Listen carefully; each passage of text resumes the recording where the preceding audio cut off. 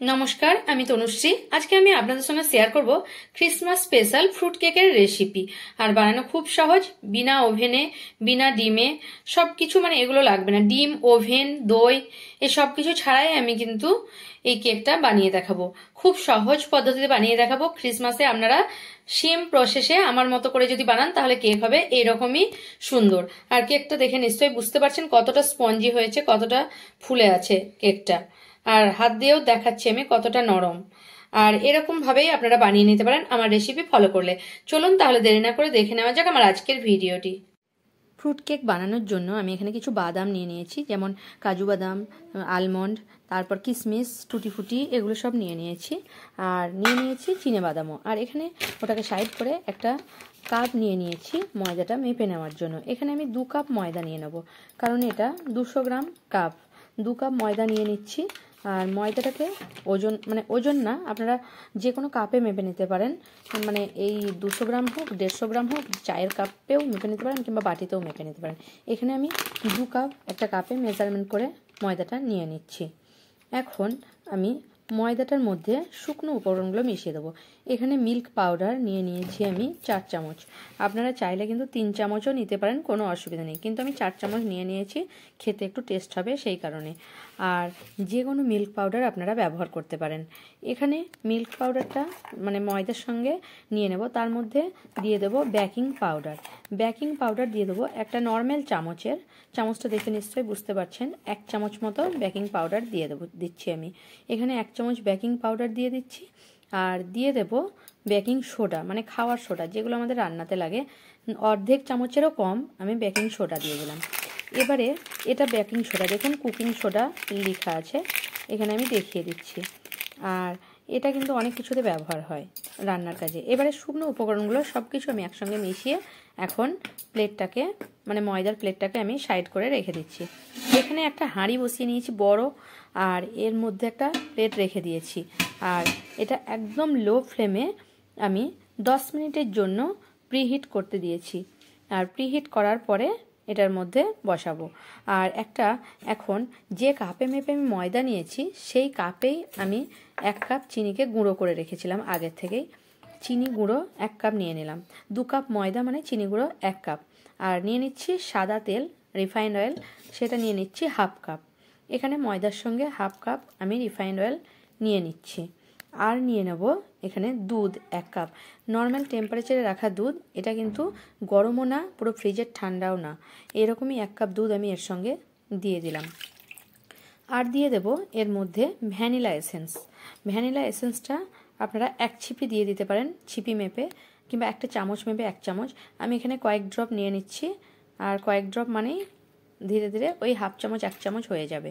ছোট চামচে মানে বড় চামচের 1/2 চামচ, ছোট চামচের 1 চামচ হয়ে যাবে। এবারে সবগুলো ভালোভাবে মিশিয়ে নেব। এটাকে এক সাইডে করে ভালোভাবে সব কিছু আমি মিশিয়ে নিচ্ছি। আর এখানে টুটি ফুটির মধ্যে কিছু ময়দা মিশিয়ে দিলাম, যাতে টুটি ফুটিগুলো কেকের মধ্যে দিলে, মানে যে বাদামগুলো টুটি ফুটিগুলো কেকের মধ্যে দিলে কিন্তু একদম পুড়ে যাবে না। আর এখানে একটা টিন নিয়ে নিয়েছি, কেক টিন, অয়েল ব্রাশ করে নিয়েছি, পেপার দিয়ে নিয়েছি। এবারে ব্যাটার তৈরি করব। দুধ, তেল ওর মধ্যে দিয়ে দিচ্ছি আমি ময়দাটাকে। 2 বার কিংবা 3 বার আপনারা ময়দাটাকে ভালোভাবে মিশিয়ে নিতে পারেন। আমি এখানে 2 বার ভালোভাবে মিশিয়ে নেব, 2 বারে করেই ভালোভাবে এটাকে ব্যাটার তৈরি করে নিচ্ছি। আপনাদের যদি মনে হয় যে দুধটা একটু বেশি লাগতে পারে, ব্যাটারটা একটু টাইট, তাহলে আপনারা দুধটা দিতে পারেন, কিন্তু আমি যে মাপে দেখাচ্ছি সেই মাপে করলে কিন্তু একদম টাইট হবে না, একদম পারফেক্ট আছে ব্যাটারটা। আর এখানে বাদাম, টুটি ফুটি সব কিছু আমি এর মধ্যে দিয়ে ভালোভাবে মিশিয়ে নিচ্ছি। এবার ভালোভাবে মিশিয়ে নেওয়ার পরে আমি কেক টিনের মধ্যে ব্যাটারটা ঢেলে নিচ্ছি। কেক টিনে ঢেলে নিয়েছি, ভালোভাবে ট্যাপ করে দিতে হবে 3 বার।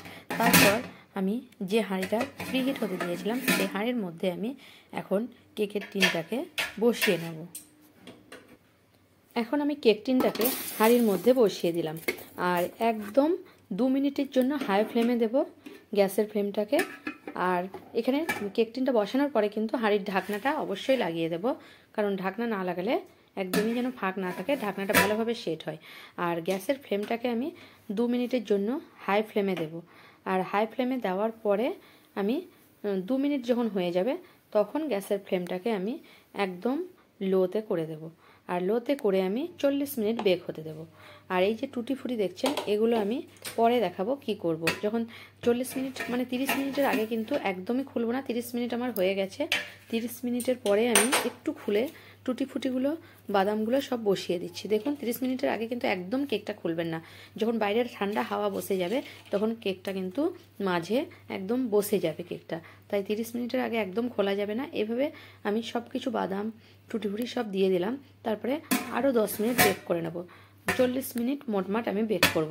40 মিনিট পরে আমি খুলে দেখাচ্ছি কেকটা। আর কেকটা আমার বেক হয়ে গেছে।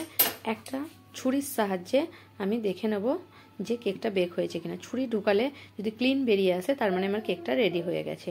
এখন ক্লিন বেরিয়ে এসছে, কেকটাকে আমি নামিয়ে নেব। আর কেকটাকে আমি এখন ঠান্ডা হতে দেব। পুরো ঠান্ডা হওয়ার পর আমি কেকটাকে তুলে দেখাবো। এখন আমার কেকটা ঠান্ডা হয়ে গেছে। এখন 4-5টা আমি ছুরির সাহায্যে এভাবে একটু ছাড়িয়ে নিচ্ছি। এবারে আমি একটা প্লেট রেখে এভাবে কেকটাকে উল্টে নিচ্ছি প্রথমে। আর এভাবে জোরে জোরে থাপ্পড় মারলে কিন্তু কেকটা আমার উঠে আসবে। এবারে আমি পেপারটাকে উঠিয়ে দিচ্ছি। দেখুন কতটা ভালো কেকটা বেক হয়েছে। এবারে দেখাই কতটা ভালো বেক হয়েছে। এবারে আবারও আমি উল্টে নিচ্ছি কেকটাকে। এবার কেকটাকে আমি এখন পিস পিস করে কেটে নেব। এবারে আমি কেকটাকে পিস পিস করে কেটে নিচ্ছি। এভাবে কেটে নিচ্ছি। এক সাইড আমি কেটে নিয়ে আপনাদের দেখাচ্ছি কতটা সুন্দর হয়েছে কেকটা। এভাবে আমি ছোট ছোট সাইজ করে কেটে নিচ্ছি।